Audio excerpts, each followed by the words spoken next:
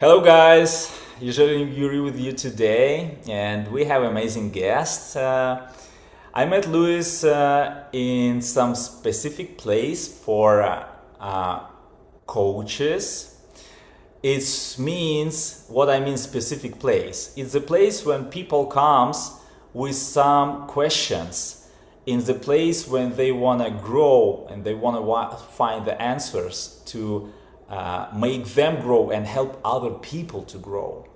And when Louis said that she agreed to give me interview, I have a lot of questions for her because I know that her path is transformational for her and for other people, and she helping people around the globe. And she very humble, but you will feel this energy. You will feel this person, and I'm very grateful to have Louise here today. And please engage with the questions, and everybody who will see this interview, write your questions, find Louise in the social media, in her website, wherever you be able to find her. Reach her out and ask her own questions, and I know that she will be able to help you. Thank you, Louise, for your time. Thank you to being here. It's my pleasure, Yuri. I'm excited to talk with you today. Yeah, before we dive in, first my question will be where you are right now in your stage of life. What is about? How you feel? Wonderful question and thought-provoking. I feel like a previous part of my life has finished utterly and completely. It really was coming full circle to a place of starting anew and a life of my choosing, of my creation, of living into my deepest self at this point, and that nothing else is allowed, that I have a standard in place that is the stage I want to be in of learning anew, of being able to help others and to spread what I've learned over my life, take the experiences I've had, translate it through the knowledge and the learning that I've been going through the last years, and be able to help others.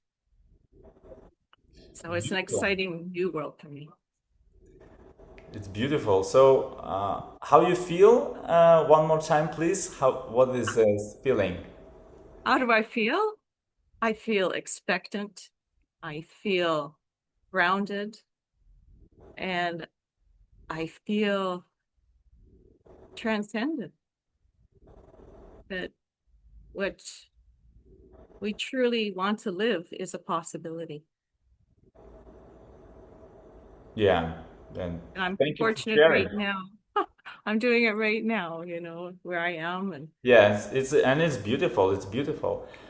So, yes. next question about if you want for people to feel something, to think about something from our Mhm. this conversation, what it should be. How do you think? At this point in our global situation structure, I see so many people encumbered with anxiety, a feeling of helplessness, and a real questioning of, what is the point of their life? And I don't see that as a permanent location. I see that as a very important place to come to in order to know that change is needed. It's not a stopping place. It's a place of understanding and acknowledgement that there is something that needs to be changed. And it's not external change, it's the change inside that needs to happen. And once that happens, then the external is able to change as well. So that is what I would like people to know in their place of despair or hurt or disappointment, that is not a stopping place. That is just a transition zone. Yeah, you beautifully explained this stage, and to be able to see it and feel it, it's already a lot. That you not feel that you're stuck and this It is the is. end. Yeah, and it's very important that you pointed in the beginning, because many who will start watching, they will have some kind of questions like that. Yeah.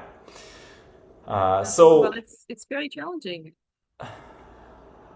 yeah, yeah, and many different stages in our life we feel different challenges for sure. And because you have already experience, you have some knowledge, you have some tools, before we will dive in all of these beautiful things that you do for people and how you do it, I also want to know, tell me about your childhood. Let's go a little bit, like, look back what it was about. What is your first memory? What you can feel about that? Oh, that's beautiful. Um, let's say going to Dickens, it was the best of times, it was the worst of times. It,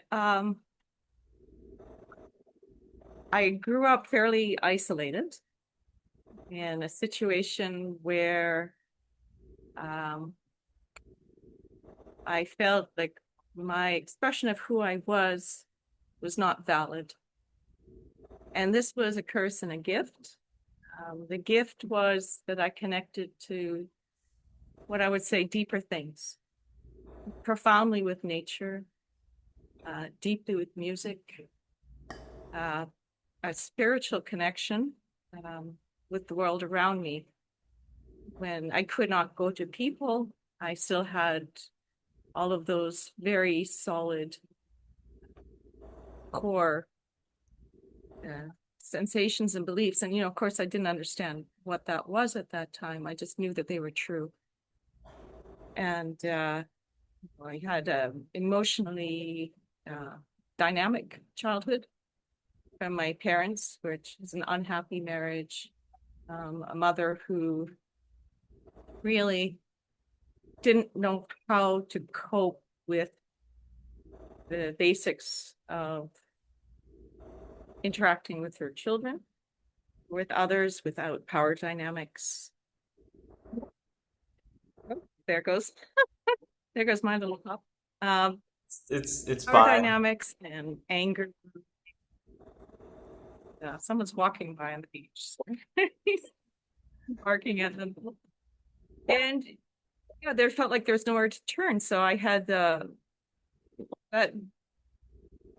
understanding that it was enough inside myself. There were places to turn. And that was really powerful for me as I went through my life, that I had inner resources to draw on, even when times seemed outwardly very difficult. The inner resources were always there. Yeah, and thank you for sharing some of these details. So, if you're looking back, what was missing for you? Like, what you seeking the most in that period of life?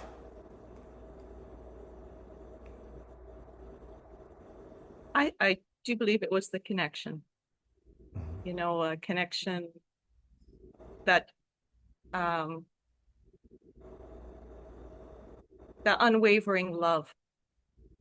It wasn't that it wouldn't be conditional, because it felt very, very conditional. If I acted a certain way, I was, loved deeply. And if I did something that wasn't on the script of who I was supposed to be, that love was not there. It was dramatically opposite. So, yeah, I was looking for that unconditional love and knowing that I was enough, that I was okay, and that I would be loved for who I was. Yeah, I think that's what we all look for as children, and all of us, all parents are imperfect. There is no situation where that's given, like that.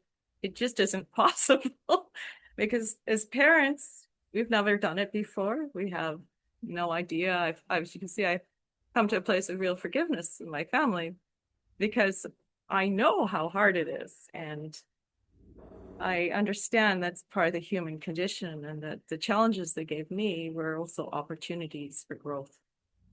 Might have taken time, but the seeds were planted, and I'm so grateful in the end. Yeah, that it's amazing that how you express it already from this point of view right now, how you feel it when you look back. Yes. And I know that it's a journey for sure. But Mhm. before that, understanding and feeling and like because that opening, probably it's not just like a one spot, like one time opening. It's like multiple times, and you looking like you have some kind of focus. You're looking somewhere to be able to process it like that. So right now you look with gratitude. It's amazing.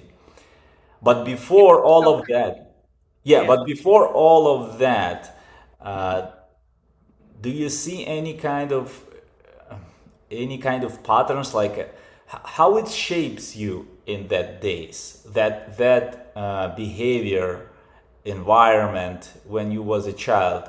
What kind of identity, maybe stories, Mhm. because we understand that as a kids we just absorb everything. We just try to reach, like you said, we try to reach contact, we try to reach love, we try to reach attention and all of that. And of course it shapes us as a kids. We have some identity story, like something. Can you Yes. share, please, about your state, your shape? What Yeah. story did you told yourself? But I felt that the person I needed to be in that situation uh, had to be first, as in, scholastically, that I had to be first, and whatever I did, I had to try to find perfection in whatever I presented to my mother in order to receive love. Like if I came home, even if I had the top mark in school, but I had something wrong, she'd go, "Well, why didn't you get that right?" It wouldn't be enough. So it was that constant quest for approval, which also prevented me from acknowledging my own shadow and having that shadow uh, be accepted. So things like anger, couldn't be angry. I couldn't express anger because that was not acceptable. She could be angry, I couldn't be angry. Sadness, I had to take away um, on my own and deal with sadness. That I'm excited, I'm happy, I'm successful, achieving. These were all really, really good traits because it reflected well. And so I think I became a very high achiever within myself. And then conversely, as I got older, I think where I tried to assert myself was in deliberately failing at things, at reaching a high level and then sabotaging it somehow. So I think that was a way that I tried to take control of my life back again, which doesn't is very counterintuitive, and I don't say it makes sense. But I do see that that pattern developed, and I believe that was a way of reclaiming a sense of self, that I wasn't just performing. Yeah. That took a long time to realize. Yeah, I can feel it, and thank you for sharing. So, do you remember what the most you learn in that stage of life from your childhood? What was your biggest lesson as you can how it was your how it was when you was a child, and right now you share a little bit how you see it already. But What did I learn when I was a child? yes. What, as far as how I needed to be in the world, or as far as what I was learning? Uh, So it's what about sort of lessons was I learning at that time? I'm a little unclear on the more. question here. Yeah, so it was more about being strong or Yes, seeking for safety or like or love. Mhm. it was not being hurt by connections. So I think I developed a bubble around me, protection, so that I wouldn't be hurt when somebody went from being loving to accusing. It was, when the shifts are quick like that, you really have to keep up some protection in order to have equanimity through it. Yeah. Otherwise, it's a life of reaction the whole time. So I think I became very resilient, but that resilience came at a cost. And that cost was disconnecting myself, disconnecting from having that trust in relationships. Yeah. And to be honest, it served you in some period of life, right? That that lesson and that who you become, it served you in some point, and you share that the cost. Absolutely. So, do you remember the Yeah, moment? absolutely. Do you remember some moments in your childhood? Do you want to share some moments, some specific moments? Not about details, what happens, but something that you feel in that moment, what decisions you make, and how they um, lead you through life to the point when you decide, I need to make some changes. Yeah. I think uh, there were cases, and not just from my mother, but from other authority figures that, and I was, up until about the age of 10 or 11, I was trying so hard to be what people wanted, be the good girl, be the, happy girl, doing the right thing, following the rules, all of those things. And I had particularly um, one that hurt me inside was with my grade 3 teacher who I just adored, absolutely adored her. And I turned around one day because I bumped off something accidentally from the desk behind me, went to pick it up, and she lit into me and said, "You think you're such a goody two shoes. Why are you talking to the person behind you? Go put a black mark on the board beside your name." And I remember being so uh, astonished because I knew when she spoke that way that the niceness I had perceived as kindness was hiding something else, because there wouldn't be such a fury coming out from, I hadn't actually done anything wrong.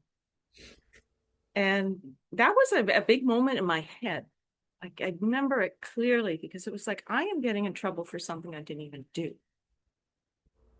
So why am I trying so hard to, be the good girl?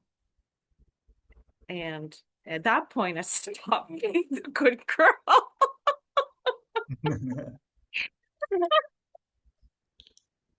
And because you're smiling like that, it's something really good happens, and also was some cost of it.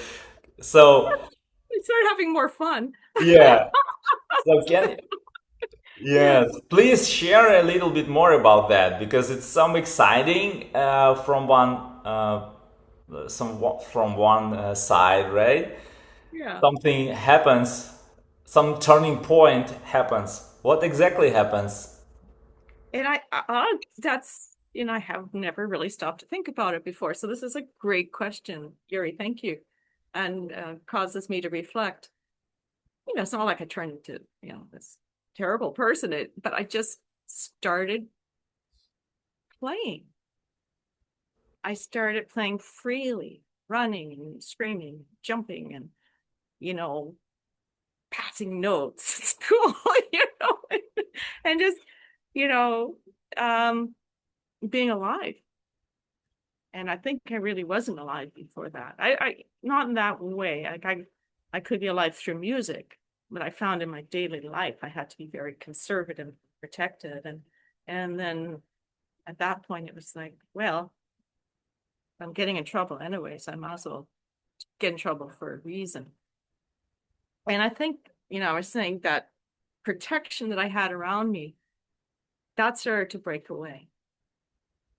It allowed me to have connection because before then I was the good girl and everyone else was naughty.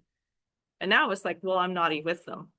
So um, it was starting learning that connection and learning to be okay with getting in trouble, be okay with not doing the right thing. That that I won't say it all changed overnight, but it was the beginning of being able to be truer to myself and not be afraid of judgment.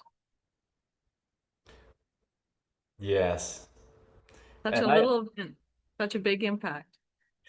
yeah, and I love that you share these details. And when you light up with a smile, it's showing really like this like transition point.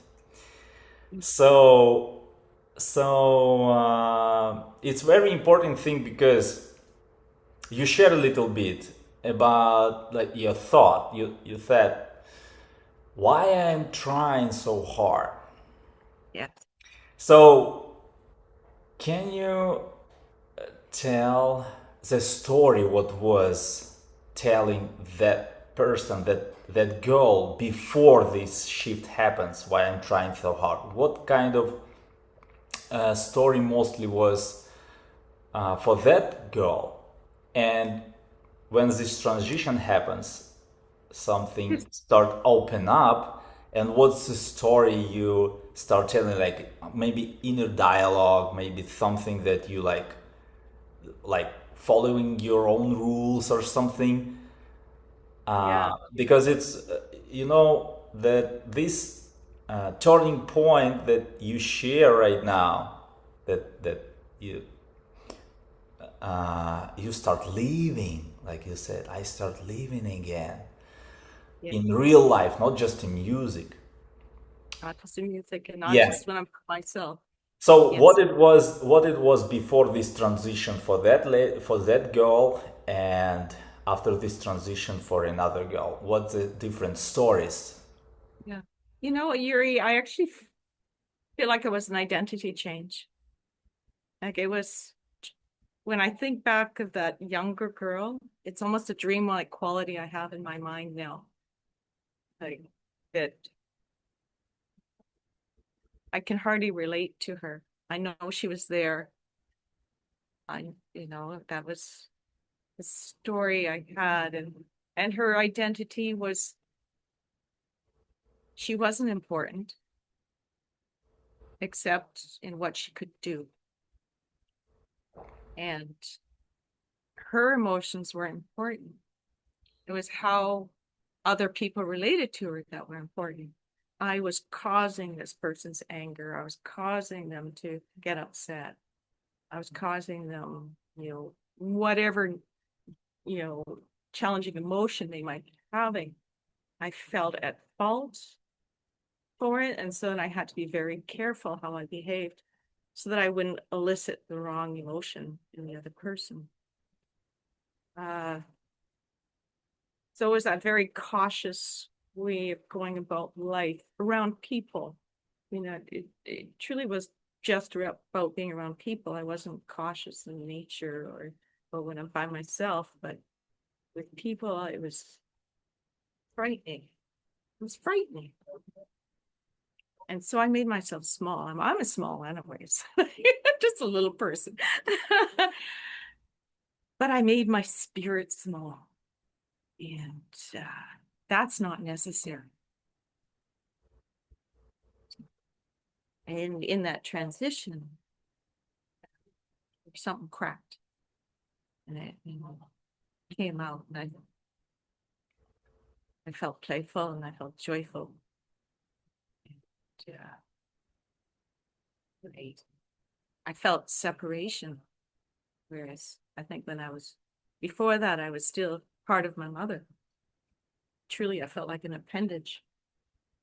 And that was very difficult for her because throughout her life, she still felt like I was an appendage of who she was. And so created a lot of tension. But, as I had that experience and then moved on, be preteen and a teenager, I felt my separation and I felt my intellectual autonomy. And I felt the worthiness of who I was as an individual. It was a time of individualization, is perhaps the correct word for it, where I felt that my life is my experience and that I'm not in existence simply to make someone else's life easier or better or an accessory to what they didn't do for themselves. And I was allowed to make a choice about who I am. Yeah, I love it. So, when we go deeper in that story about that girl, how it serves you in that days, in that moments, because it was some good intent from that behavior. You The share a young little girl. bit about protection or something like that. Can you share a little bit more about how it served you? Oh, it certainly did. It served me when later in life I was in, you know, similar situation. Isn't it? We repeat our patterns until we learn from them. So I 17 years I was in a marriage that was highly emotionally and financially abusive, and very similar reactivity and emotions where very the honeymoon period 1 minute and then completely hell the next. Very, and it was because of me. I said something wrong. I did something wrong. I put a clothing on that he didn't like, whatever it was. And I had to build the protection again. I had to put that protection back on that I had, and it was familiar. And it still served me. A connection with nature, the music that I had the gift and ability to play amazing music. I always had a place to go emotionally, even if it wasn't safe to go to another human being, or at least to my partner or my mother. I had places I could go, and I think that rebel in me that was born that day in the classroom also created a wonderful friend network. So I had learned to build relationships in that way, and that gave me so much strength. So it was, I could, even though I was protecting Core, the little girl, um, I wasn't alone. And that helped me move through that period and see the beauty of it, not just the pain. That there was a lot of beauty, and there was a lot of truth, and there was a lot of learning. And that it was also another transition, an important one, not to be thrown away as, oh, it was a bad experience, but that was important for my own growth, and to be able to move through that and up to another layer that I don't need to interact with that energy. Yeah. So right now you sharing this about like that period of time that you able to transfer protection to some kind of flow of healing, Yes. regeneration, and striving. Like you grow from it. Yes. And it's a beautiful how you explain it, that some part of you still serve you, but in another way. And it's Yes. beautiful. It is very beautiful. So do you remember the moment when you decide, okay, this is only one way how I wanna, and I wanna live. I don't wanna stay there anymore. This is that's it. You share a little bit from the moment from your classroom, but maybe another points was when you like just see one more time, and it gives you more certainty. Yeah, this is who I am. This is how I need to live. This is how I feel alive. And that like it was just accelerating your path for recovery, regeneration, and growing. Yes.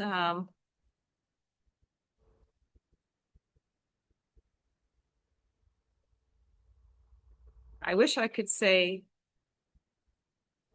I made that step.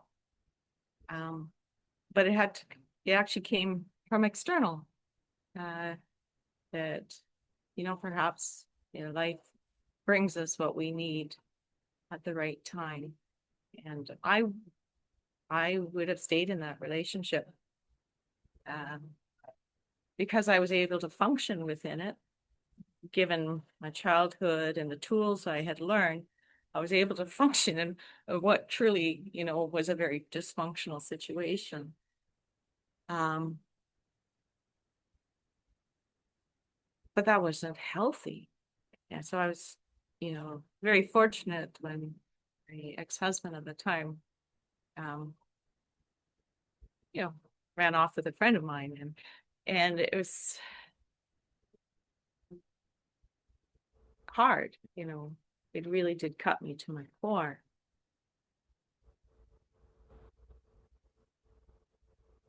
But it was what I needed. Again, I think I had, Tony says, what are you willing to settle for? You have to find out what you're willing to settle for. And are you really willing to settle for that? And I was settling. I was settling for a marriage where there was no trust. There is no real sense of unconditional love. There is no certainty. And but because I loved my family, I wasn't willing to break it. And so I was fortunate that it was broken for me. And I was able to then really look at it clearly and understand it for what it was, and that it was simply a repeating pattern, that it wasn't something new, but it was a pattern. And if I didn't come to grips with this pattern and understand it, then I would invariably repeat it again. that would be coming back to my life. And that's when I said, absolutely not. Never again. Never again. I am not letting this in my life. I'm not going to this place again. That I have freedom, that I have belief in myself and who I am, and that's not dependent on anyone else. That I have choice in my life, how I want to live it, and who I want to be in that life. And that person doesn't have to be confined. That is an expansive person. That's a full and whole person. And I am not being put back in the box again. It's just not happening. So, yeah, there are these moments, key moments. So Yeah, great. thank you. Thank you that you bring them. I can even see on your face the changes when you express it, when you feel it one more time. And thank you that you open up and share with this. But I need to ask you one question. Yes, Yuri. What if you will stay in that shape? Oh, What will happen? Because you share a little bit that you it's some it was some cost of it. So let me ask you about this more deeper. What will happen with your life if you will stay in that shelf protection, in that mode, and if you settle for that? yeah. What if you're not there? I can Yeah. see, but what I've if? al- I've often thought about that, Yuri. Um, if I had stayed in that situation, I would have repeated familiar challenges and not had the opportunity to deal with new challenges I couldn't even have imagined, you know, uh, because I, had two teenage sons at the time, and, their anguish, was externally the perfect family. Their anguish of going, what happened with the dissolution of the marriage,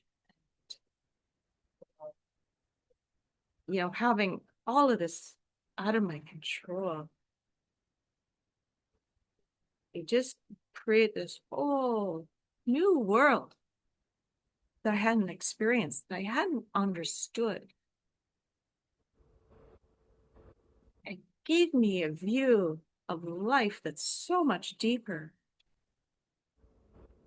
an understanding of pain and hurt and loss and rebirth, and renewal that I never would have had otherwise. I look back at who I was and I think I would have continued on like a sepia photograph, one that has color all washed out of it.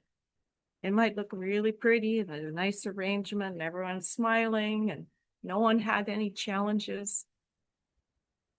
No, because I crushed them down. But there would not have been this level of connecting to the essence of life. And I see it with my sons now, like what they went through. They went through a terrible time. And it took them probably a decade to get through it. And now they're just these fine, inspired, connected, cool men.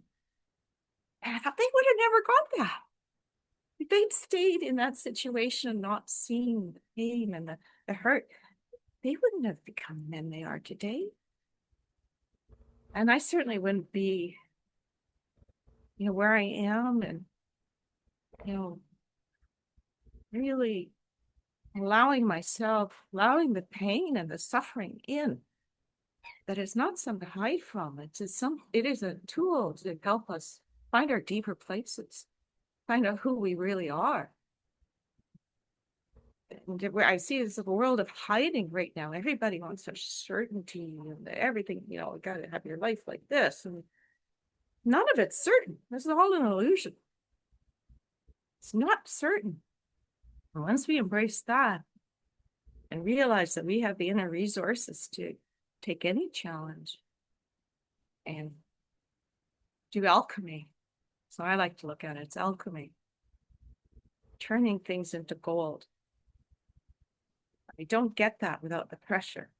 I don't get that without being willing to do the difficult, to do the hard things. And, so yeah, where would I have been? It's I hadn't stepped through the threshold of falling. So truly was falling without knowing where I was falling to. I don't know if I'd even be alive. I don't know if I would be. Because my spirit had been crushed. And that's no way to go through life. I hope that answered the question, Yuri. Yeah, And and I'll I'm thinking tangent. just that, and I'm thinking that you very briefly but so deep uh, share with these moments, and it's just showing how great you're in this. It's maybe it's a skill. I don't know how it is. Maybe you was born with it. Like the feeling of more than just some kind of pain that you going through some challenges, but see a meaning, feel it, looking for it, and it's very empowering. It is very empowering skill. So right now, what you be able to see in other people before of your journey, because of your transformational journey, because you're not stuck, you move on, and you not just be able to have that connection with yourself. You grow in it. You create a flow, and I be able to feel it. So what do you see right now in people? You share a little bit about that everybody looking for certainty, but maybe you want to share a little bit more what you be able to see in people who right now suffering, and you can not just feel it, you be able to explain it and bring on both levels, on levels of feelings and levels of intellectual understanding. The feelings of what people are going through. Yeah. Yes. Yes. Well, that's a pretty large topic. Um, I see that people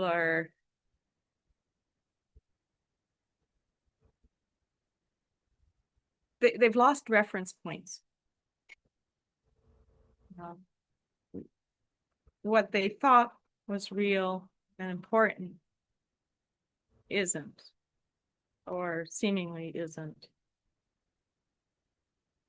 What they thought they should be working towards with their life, putting their energy and their time, becomes irrelevant. I see young people who are lonely, deeply lonely. Again, they've been cut. They've protected themselves. They protect themselves from this world that has been non-supportive. It's not feeding the parts of them that are so need to be alive and connected. I'm in Mexico right now, which is the big thing in the news. Been in that area, and yet I look at families here, and I see the joy and the happiness and the playfulness that I don't see in young people. And I'm from Canada. In Canada, that we're the children are commodities. Yeah. No, that they have to, we have to, if we don't do everything in their, when they're little and they're going off to hockey and they're doing this and they're doing that, then they're not going to be successful in life. And what is success? I mean, this is a great time we're in right now. We're seeing all these lofty concepts we've had, and they're tumbling. They're not real. They're just not real. So,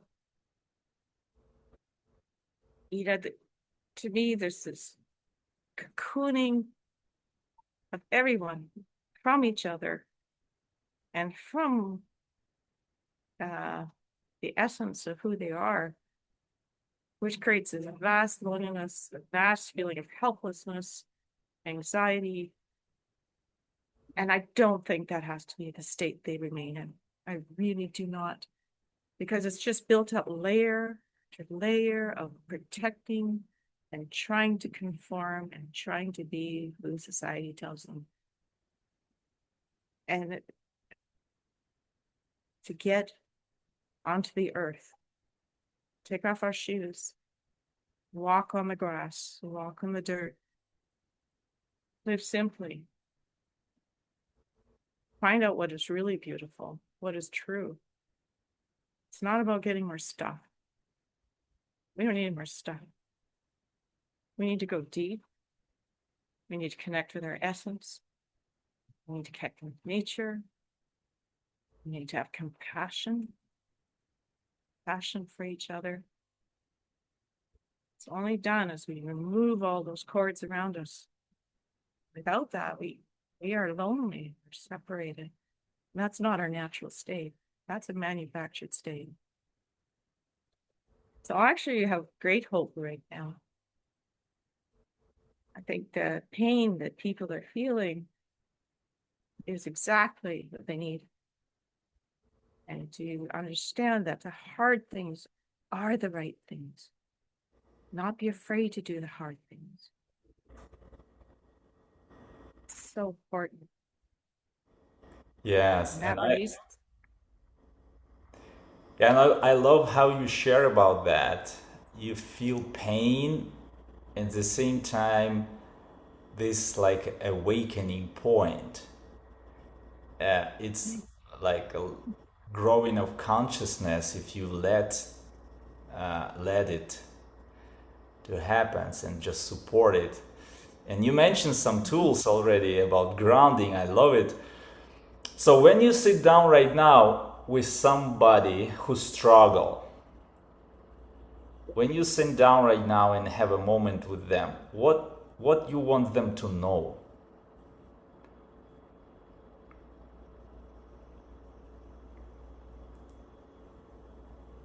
I've been there.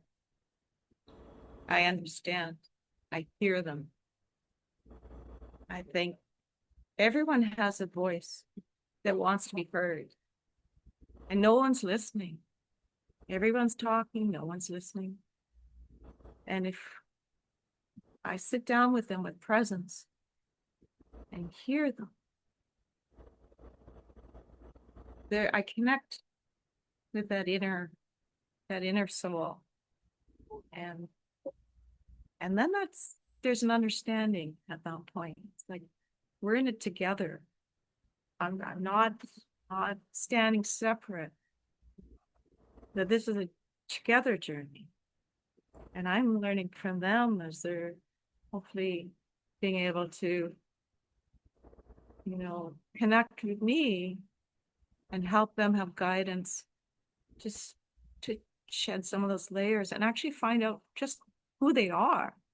It's not that I'm giving them anything, but I'm helping them find themselves and get that confidence that they know who they are.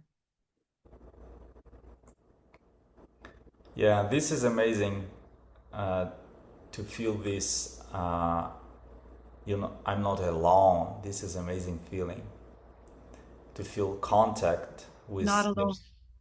with yourself, with others, with somebody who just in your corner and feels you and understands Yeah, you.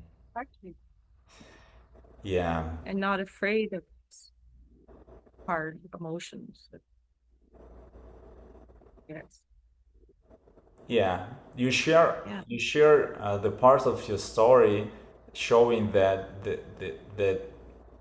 that awakening of courage helps you just grow and see meaning and create it as a flow, and it guides you like you right now you be able to help other people. So let me ask you, in this stage of life, what feel like your real work in this world? Oh, and it's about service, Yuri. It's about service. I guess um And following questions about following questions, who do you feel the most called to serve and why? and I haven't quite settled on that because I see so many people that need help. And uh I'm using happen, synchronicity at this point as far as who I'm help working with and being drawn to each other moving forward. I would, however, really love to start working with youth, especially, preteen, starting preteen and having several years to be able to work with youth. So I meditate on how to make most change in the world. To start with young people, to have some of these, understanding of what we are as human beings and how we work with our needs and what is love and what does love look like and all these things. These are not taught. They're not known, and very few families know it within themselves to be able to teach their children. I just feel like these would be really powerful tools for young people, and ultimately I'd love to have a program in schools outside of myself, teach teachers in order to bring these ideas forward. But I'm also strongly drawn to people of my age because they've gone through that whole um, we're not even trying to find the right word, that whole in busy time of their lives, so busy and so distracted by everything because so much seems to need to be done. And then all of a sudden, the kids are gone, and here and what's it about? What was that about? And to be able to understand that you're actually life isn't over. Like so many people I see at my age, they're just waiting for old age. All they want to do is retire and sit in front of the television. And I, honestly, I feel like this is my second teenage time. That this whole world's out there waiting for me to enjoy and explore. And what a great time for contribution and great time for activism. We have the beautiful environment of ours here. Where's the voice for them? Yeah. Our kids are too busy, getting on in life, but we have this moment, this powerful moment that we can contribute back and do good things, really good things. And so, yeah, I'm kind of jazzed up about it. You can hear that. Yeah, it's I great. It's feel more great. powerful, It's more great, and I powerful love now. it. Yeah, and I Yeah. love it for sure. So, when somebody's looking right now and they feel deeply touched and connected with you, what's the best way for them to continue journey with you? How they be able to find you? Where is the best place? How contact with you? Well, at this point, I'm working on my website right now, so it's not up yet, but it will be. You can Google my name, Lois Quayle, But right now, the best way would be through my email. And that will be my last name dot first name at gmail.com. And if anyone is feeling this resonates with them, they're most welcome to contact me, and I'd be happy to, do a half-hour session, a free session, just to see if there's that connection to move forward. Yes, and I'm encourage everybody to do that, and I know for sure that Louis be able to help you go through different challenges. First of all, because of her own experience, and most important that she brings a lot of tools, coaching tools, life coaching tools, different practices. They can help you from different angles, and this is beautiful. Thank you for your journey that you share in it, how you transfer it to the power, and it helps to create a flow, like a life force flow, and help heal and strive. It's beautiful. And thank you for your time to show up in this Thank interview you. and answering my questions. It was Thank very, you for and thank you, Yuri. Yeah, just so wonderful to connect with you this way and share in your journey as well. yeah. Thank you very Beautiful much, writing quote. everybody who watching right now. Please write your comments, like, dislikes. Everything will helps, and of course subscribe and find Louise in her social media right now, or by email. I will drop it in the comment section to this video, and we will see you soon. And thank you very much. Thank you very much, Louise. Thank you, Stay, Yuri. You're amazing. It was stay truly blessed. lovely. Yeah. Bye bye. Bye.